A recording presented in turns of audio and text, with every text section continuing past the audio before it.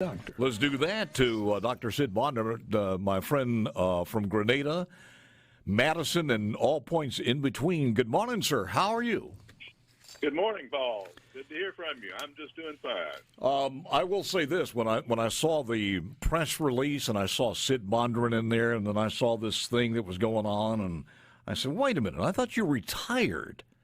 And then and then you told me the story. A couple of things I want to talk about is sanitizer, and that's an interesting story. And also, Memorial Day is coming up on Monday. So I kind of want to pick your brain on that one and a little bit of memory and where we are today as far as the remembrance of that. But let's go to this. Let me kind of set the stage because I don't want to complicate folks here or confuse them. But you were talking with the CDC and the development of a sanitizer that is non-alcoholic, and you fill me in on the story here because it's rather complicated, but it's interesting. It is fairly complicated for the average person who doesn't do this for a living, working in the industry, that sort of thing. It would be kind of murky, but the CDC has recommended the use of alcohol-based hand sanitizer only, although the FDA, the Food and Drug Administration, which is the regulatory agency that approves the active ingredients in hand sanitizers, has approved alcohol, two forms of alcohol: isopropyl alcohol, which is commonly rubbing alcohol, and ethanol, which is what you usually find in alcoholic drinks, and a third compound called benzalkonium chloride. Mm-hmm. But the CDC only recommends the alcohol to use as hand sanitizer, primarily in, of course, in the recent pandemic stage. So I have to go back even further on this. Several years ago, a friend of mine who owns a company that makes a non-alcohol hand sanitizer uses it uses benzalkonium chloride, which is the active ingredient. The name of the product is DAB, D-A-B, and it's made in the United States, and the company is headquartered in Corinth, Mississippi. And he had asked me to join his company just to help him design some research studies on the product. So I helped him out, just wanted to be a friend. Well, that was a few years ago. I'm still doing it, and we ended up doing a lot of research on this. So there are 3 approved sanitizers out there, although the CDC only recommends the 2 alcohol. Why is that? Why do they only? Because you said the FDA has approved it. Yes, the FDA has approved it, and we asked the CDC that, and the answer that they gave was, well, we haven't seen any evidence that it's effective. And we thought that was kind of mysterious. We published quite a few papers on it. I've written 3. 2 are in publication right now, and they're available on the internet. And the third one has been accepted for publication. It's not available on the internet yet, but we had given the data to the CDC, and the data showed that the hand sanitizer, we studied, was very effective in killing coronavirus in the laboratory. Now, let me make it clear that you cannot make a claim to prevent or treat any particular disease with a hand sanitizer. It is a hand sanitizer. That's what it does. It does not treat or prevent any particular disease. But it's very effective in the laboratory of killing coronavirus. So what's the advantages of having a non-alcoholic versus what you have? The alcohol is very effective. It works right away, instantaneously. But the downside to that is that if you then go touch something else with your fingers, and it's been more than just a minute or two, then the protection from that alcohol is gone. It's very effective when it's on there for the 30 seconds to a minute, and then once it evaporates, it's gone. So if you touch something else, then you can recontaminate your fingers. The non-alcohol sanitizer, benzalkonium, the one that I work with, is very effective within seconds as well, but it has persistence. It lasts for at least 4 hours. We have documented it in laboratory studies showing that it lasts on human skin for at least 4 hours in protection against Staph aureus bacteria. We chose to test against Staph aureus because that's one of the toughest germs that hospitals deal with on a daily basis, and so we knew that if it worked on staph, that it stood a good chance of working on lots of different tough germs. Is that formula proprietary, or do other people have that same formula using that same combination?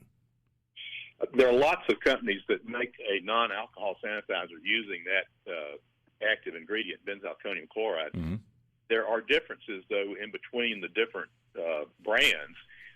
There are different ways you can formulate the inactive ingredients and how it's suspended, and there are other things that are trade secrets in the way that it's made. The FDA just requires that you show that you're using a approved product and that it meets certain stability and purity standards and that sort of thing. I got you. So there are different ways to do it. A little bit about the founder of this. You said he's in Corinth? Yes, the company was founded by Trey King. He lives in Corinth.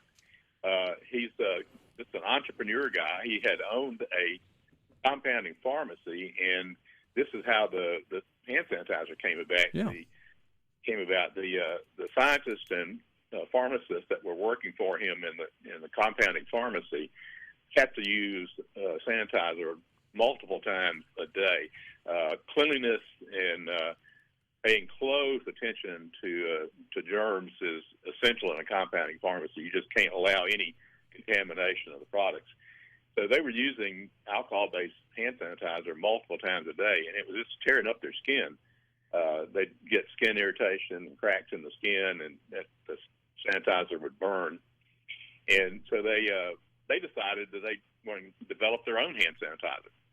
So they did, and they used benzalkonium because it's approved by the FDA, and it doesn't cause any of those side effects on the skin. And they tested it, of course, and make sure that it worked, and it worked so well that they said, gee whiz, this is a good product. And so he, being an entrepreneur type guy, said, we'll form a company and start making this. That's how it was born. I was thinking he ought to be able to make $1 million just selling to, Department of Corrections, because it's one of the places that they don't eat alcohol. Well, that's a good point. There's certain places where alcohol hand sanitizers are not appropriate. Department of Corrections is one. Another one is the alcohol rehab unit at a hospital. You don't want to have that around. You're not supposed to drink alcohol hand sanitizer. They're supposed to say, this is not for drinking. But I can tell you that people that want alcohol and they see that there's 60 to 70% ethanol in a compound, they may well drink it. Yeah, we laugh about that, but it happens all the time, doesn't it, Doc? It does. It happens all the time. Plus, the other thing is the risk to kids. Children, small children, will drink a lot of things that you just would say, why on earth did you do that? Well, 5 years old and not thinking straight. And there are numerous calls to poison control every year. And that really is dangerous. Yeah. If you just lick your hands after you put on hand sanitizer, you're not going to get enough to do any damage. But a child that weighs, say, 25 pounds, if that child were to drink as little as a couple of big swallows of hand sanitizer, it could be lethal. I can imagine. Name of the product is DAB. Is it available on the market now? It's on it's on the internet. You can buy it direct. I say that with a little bit of trepidation. We've actually emptied the warehouse, and it was available in convenience stores as well. And it's amazing. Look, we're almost out of time. I want to talk more about that. Also, I want to ask you about the upcoming Memorial Day, and and how the book is doing that you guys had out. And we'll do that when we return with Dr. Sid Bondurant. Coming up. All right, back with Dr. Sid Bondurant. Dab is the product, and you can go there, but they have, my understanding, you had drums and drums of it, and it's gone, so I guess you're supplanting that. Well, we're trying. We're having all kinds of supply chain problems that we're trying to fix, and I think that's about to be done, so there may be a little delay, but it's in convenience stores and throughout the state, and we're getting, as soon as we get more bottles in, we can start shipping again. This Monday, we celebrate Memorial Day, and I know as we all age and we think about where we were, what we were doing, it just gets more important, and also we have this desire not to let people who are the younger generation forget. Your thoughts? Well, Memorial Day is something that's very important to Americans, and especially to American veterans. There are two holidays that really commemorate veterans. One is Veterans Day, which is in November, of course, November 11th. It's the original Veterans Day, and that was set up to commemorate all persons who have served in the armed forces. And then Memorial Day, which was set up really to honor those who died in uniform. It was somewhat ambiguous as to how it really came about. It happened during and right at the end of the Civil War. There was a great national outpouring of emotion about the number of people who had been killed in the Civil War. And it seemed like around the country, almost simultaneously, not exactly day to day, but people started coming together to decorate the graves of soldiers who had fallen in the Civil War. And it was on both North and South. So there's a lot of controversy about who gets the credit for establishing Memorial Day. There were places in Virginia, like Mississippi, Georgia, New York, Pennsylvania, Illinois, all of whom were claiming that they were the first to establish Memorial Day. And, of course, Congress gets into the act, and they decided to award it to Waterloo, New York. This was back during the 60s, during the Lyndon Johnson administration. And then later historians have said that the claims for Waterloo are almost certainly bogus. But they are they got it because of an act of Congress. I personally feel that it ought to belong to Columbus, Mississippi. Absolutely. Columbus, Mississippi claim to the first Memorial Day began when several ladies there were decorating the graves of soldiers in cemetery in Columbus. And this was in 1866, so the Civil War had just ended a year before. And they decorated both Union and Confederate graves.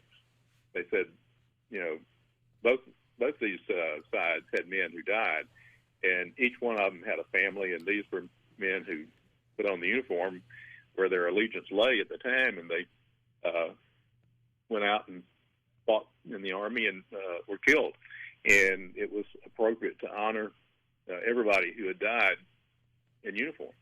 So that was in Columbus, Mississippi in 1866, and that's just my personal feeling. Well, it's an important day. I'll tell you this, when you start Googling it up or checking, I think we probably have done a better job. Well, I shouldn't say we have. I think society has done a better job of giving credit to Columbus than Waterloo, so as far as the social media is concerned. So that's you see more hits for Columbus than Waterloo, so we're winning on that battle. Well, I think it's just the most appropriate. I'm a veteran. I think back on people that I know, and it's important to me personally. But I think that for the country, it's very important. I think people really need to stop on Memorial Day and just think for a minute, what that really means. These were young men who went out and signed a blank check to men and women. Signed a blank check payable to the United States of America up to and including their life. That's it. some of them paid that price.